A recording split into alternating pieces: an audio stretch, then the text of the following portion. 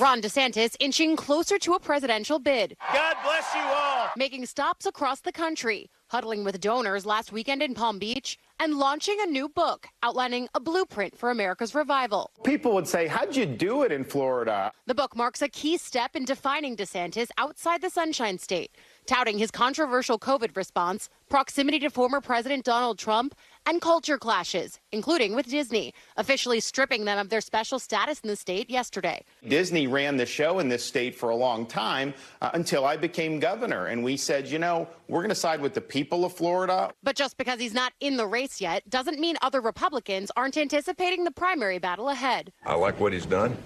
I'm a Trump supporter. He'll have to prove to me that he would be a better president than President Trump.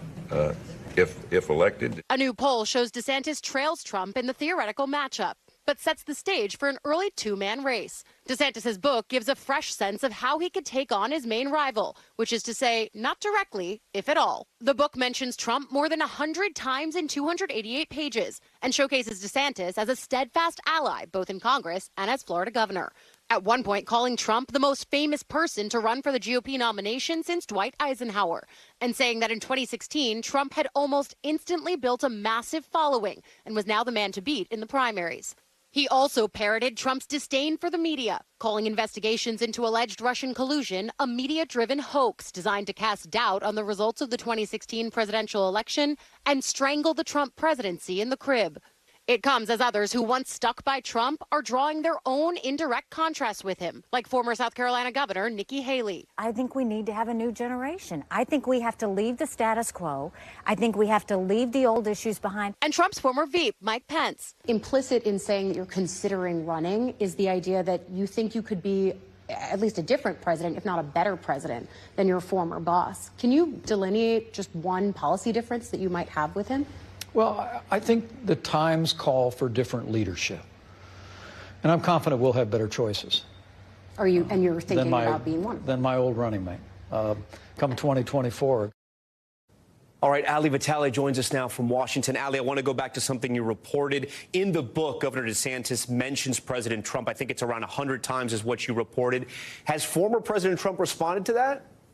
Yeah, he's responding today, Tom, and using words and phrases that we've heard him use before when it comes to Ron DeSantis, specifically calling him Ron DeSanctimonious again, and in true Trump fashion, referencing recent polling that shows Trump ahead of DeSantis. That's true and has long been true as we've been looking not just at recent polls, but polling trends. But really, when you look at those, it's clear there are always two men at the top of this field. It is Trump and DeSantis both, even at this early point.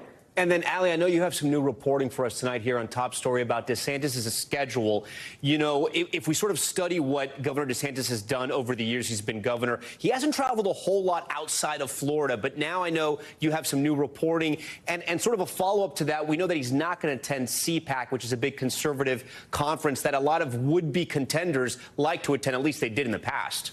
Yeah, ditching out on CPAC is pretty notable, especially because it really is and has become during the Trump years, as you know, a key conservative gathering and a place where they can really huddle with the grassroots, earn some media coverage. DeSantis, though, not going to that conference this year. Neither, though, are people like former Vice President Mike Pence. Trump, of course, is going. That's fertile ground for him. But at the same time, too, if you look at DeSantis's other travel, his team is apparently mulling some trips, not just in relation to his book tour, where he's going to be going to places like Texas, Alabama, and California, but he also might be thinking about making trips to states that we typically look for presidential candidates or presidential hopefuls to go to. I'm talking Iowa, New Hampshire, South Carolina, and Nevada. Those could be on the schedule in the coming weeks, too, I'm told. Thanks for watching our YouTube channel. Follow today's top stories and breaking news by downloading the NBC News app.